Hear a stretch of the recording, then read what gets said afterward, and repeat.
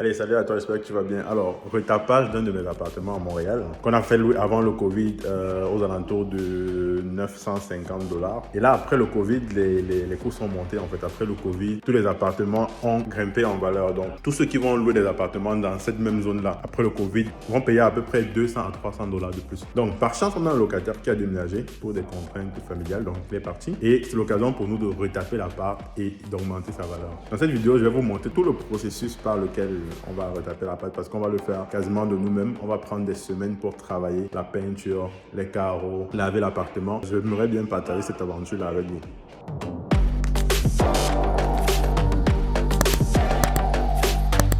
Aujourd'hui, je voudrais qu'on parle d'immobilier. Je vais te montrer comment est-ce que tu peux augmenter la valeur de ton bien immobilier à Montréal. Augmenter la valeur sur 2 points. Déjà, la valeur de rachat. C'est-à-dire que si, avant de mettre en place la stratégie que je vais te montrer aujourd'hui, ton bien immobilier valait peut-être 800 000 dollars ou 850 000 dollars, comment est-ce que tu peux faire pour qu'à la fin de cette opération immobilière, elle vale peut-être 900 000 ou même 1 million de dollars. Augmenter aussi sa valeur court-termiste, c'est-à-dire que si tu percevais des loyers chaque mois pour ton bien immobilier, c'est-à-dire s'il est en location, comment faire pour augmenter la valeur locative de ce bien-là. Alors, c'est une expérience que j'ai vécue à Montréal, mais sûrement, tu peux mettre en place cette stratégie-là si tu vis dans d'autres pays occidentaux. Si tu vis par exemple en France, en Belgique, aux États-Unis, si tu vis peut-être au Japon, si tu vis même peut-être en Afrique, au Cameroun, je ne sais pas trop pour l'Afrique, mais possiblement que tu peux mettre en place cette même stratégie ou alors trouver une variante de ça pour l'adapter à ton propre contexte. Bienvenue sur ma chaîne Yvan de Business. Moi, c'est Yvan et sur cette chaîne, en fait, on parle de business, on parle de mindset, on parle d'argent. Et en général, souvent, on analyse en fait des événements du monde sous le spectre de l'entrepreneuriat, sous le spectre du business et de la prospérité africaine. Alors, si tu es nouveau sur la chaîne, n'hésite pas à t'abonner.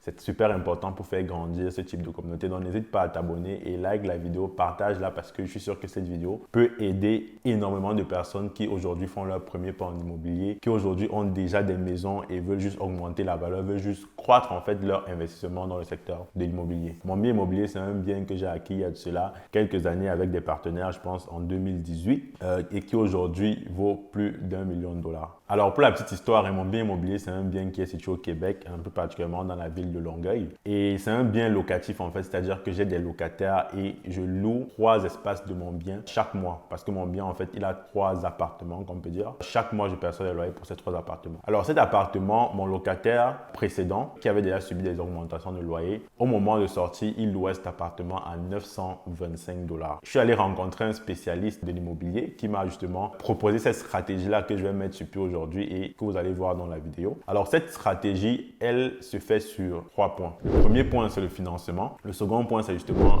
le réaménagement de l'appartement. Et le troisième point, c'est le listing en fait, ou quasiment la vente en fait, ou la mise en location. Parlons des financements. L'un des points que je vois beaucoup quand on est en immobilier et qui nous empêche souvent de pouvoir faire ce type d'opération-là, c'est qu'on n'a pas de cash en fait. On n'a pas le cash. Et dans la stratégie que je vous propose, il y a une façon de pallier à ça, c'est de faire affaire avec ce qu'on appelle des prêteurs privés. Si tu es à Montréal aujourd'hui, il y a un excellent prêteur privé qui est justement designé pour ce type d'opération-là, qui s'appelle Dozy. En fait, comment ça se passe Dozy? C'est que Dozy, c'est un prêteur qui te dit, moi, je peux te mettre à disposition des montants allant de 0 à 2 000 ou même 5 000 dollars, dépendamment de ton profil, pour faire ce type d'opération immobilière, tant que tu me montres que ce que tu vas faire sera rentable et que tu seras capable de me rembourser par la suite sur du court moyen terme, en fait. Sans cet aval-là, sans le financement, toute la stratégie que je peux mettre sur pied tombe à l'eau. Dans mon cas, justement, Dozy met à ma disposition de l'argent pour préfinancer les travaux que je vais faire par la suite sur mon bien immobilier. Pour faire affaire avec Dozy, c'est assez simple. Tu vas sur leur site, tu crées ton compte, tu remplis tes informations, tu fais une demande de prêt et ils vont justement étudier ton dossier et te dire si oui ou non tu es solvable pour cette demande de prêt-là. Bien sûr, en faisant la demande de prêt, tu as l'occasion d'expliquer justement le projet immobilier dans lequel tu veux faire affaire et ils analyseront le truc pour voir si c'est rentable. Pour mon cas, la rentabilité y était parce que justement en étudiant la zone, on s'est bien rendu compte que effectivement je pouvais louer mon bien beaucoup plus cher si jamais je faisais ce type d'opération-là. Donc concrètement, pour ce projet, pour le financer, il m'a fallu 2500 dollars. Ça, c'est la partie financement. Une fois le financement obtenu, la seconde étape, c'est justement la rénovation. Et c'est sur cette étape-ci qu'il faut être très stratège en fait, ou faire affaire avec un stratège parce que un réaménagement immobilier peut te coûter 2000 dollars ou 10 000 dollars, dépendamment de avec qui tu fais affaire. Il faut vraiment faire affaire avec quelqu'un qui s'y connaît pour pouvoir réduire les prix. Et dans notre cas, on n'avait pas besoin de faire des gros travaux. Notre but, c'était juste de remettre la maison en neuf parce que le locataire qu'on avait préalablement, il a fait 12 ans dans la maison. Donc, c'est-à-dire que les murs n'étaient plus très propres, les armoires n'étaient plus très propres, il y avait des égratignures sur le sol, etc. Et nous, notre but, c'était pas de faire des travaux de grosses œuvres sur le bâtiment, mais juste faire des travaux esthétiques. Et pour ça, on a fait affaire avec quelqu'un à Montréal qui est super compétent. Et je mets vraiment un accent dessus. Trouvez votre personne compétente pour faire ce type de travaux. Sinon, vous ne serez pas rentable en fait. Je mettrai son contact en barre de description. Je vais vous montrer aussi quelques images des différentes étapes qu'on a fait. Mais lui, dans le fond, on avait un arrangement avec lui qui était de dire, OK,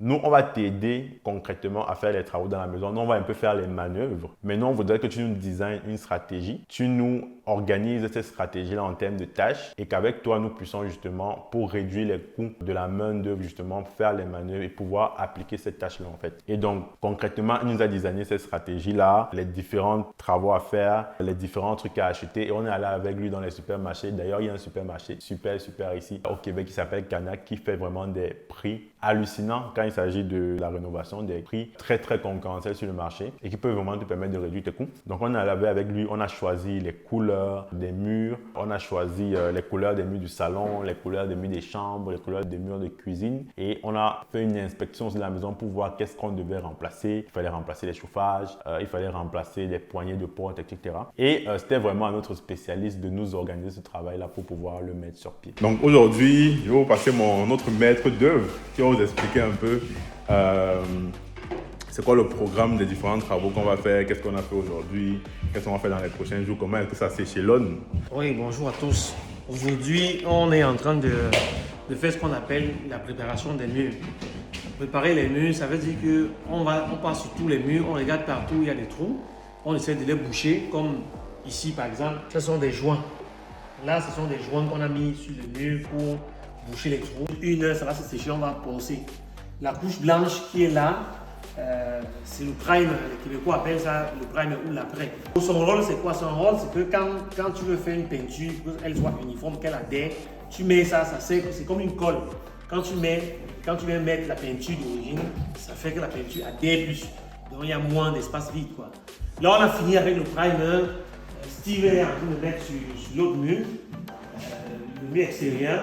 Là, maintenant, après Steve, on va commencer avec le grand mur. Le grand mur du salon, on va commencer avec le grand mur du salon à mettre la peinture qui est déjà tournée, qui est ici. Cette peinture qui est là, qui est déjà tournée, on va mettre ça sur le grand mur du salon après. J'attends que Steve finisse. Puis la cuisine, ça va être un peu plus tard à cause des armoires. On ne peut pas se mettre à faire dans des ordres. Il faut bien nettoyer, s'assurer que les armoires soient couvertes, puis on peint.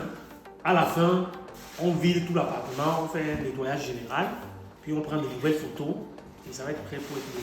Maintenant, une fois que tu as terminé tes rénovations, il faut maintenant mettre sur pied ton listing pour pouvoir louer ton appartement. Mais une chose que j'ai oublié de te dire, c'est que bien avant de commencer les travaux, bien avant de te lancer dans ce type de projet, il faut faire une analyse de marché pour pouvoir savoir à quel prix tu peux louer ton appartement justement après avoir fait ces rénovations-là. Et nous, on avait fait ce travail préliminaire. Là, on s'était rendu compte qu'on aurait pu louer notre appartement une fois les rénovations faites à 1350 dollars, c'est-à-dire quasiment 425 dollars de plus que ce qu'il valait avant les rénovations. Et justement, avec un simple calcul, on se rend compte qu'en 4 mois, 5 mois, on a retrouvé notre argent investi. On a pu rembourser justement la compagnie qui nous a donné le financement. Donc, c'est très important de faire ce calcul préliminaire là avant de se lancer.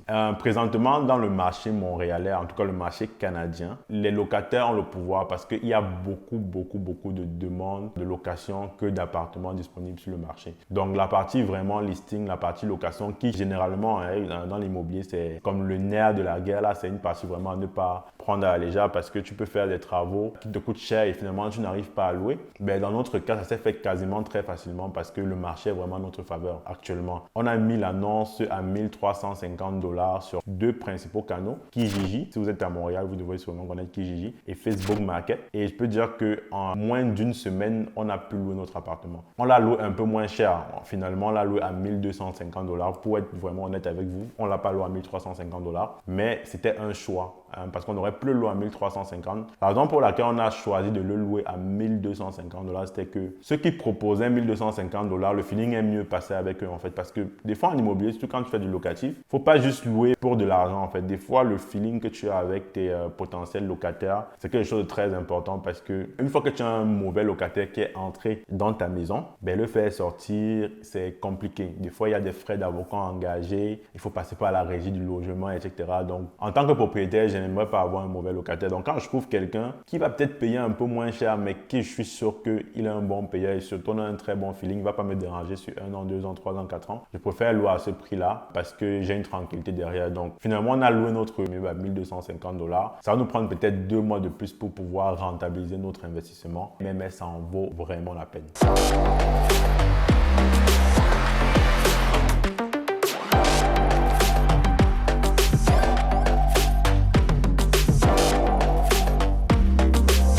Voilà, ça m'a fait super plaisir de te partager justement cette expérience que j'ai vécue là. Alors, si toi aussi tu as déjà investi en immobilier, si tu as déjà eu à appliquer ce type de stratégie-là, n'hésite pas à me dire dans les commentaires parce que ça pourrait m'inspirer pour d'autres stratégies du futur. Ça peut inspirer d'autres personnes qui sont peut-être dans un contexte différent du mien et peut-être que toi, ton expérience va plus les aider que la mienne en fait. Donc, c'est super important. Like la vidéo, partage-la, abonne-toi à la chaîne pour qu'on puisse justement former cette communauté-là d'investisseurs en immobilier. Allez, je te dis à très bientôt pour la suite.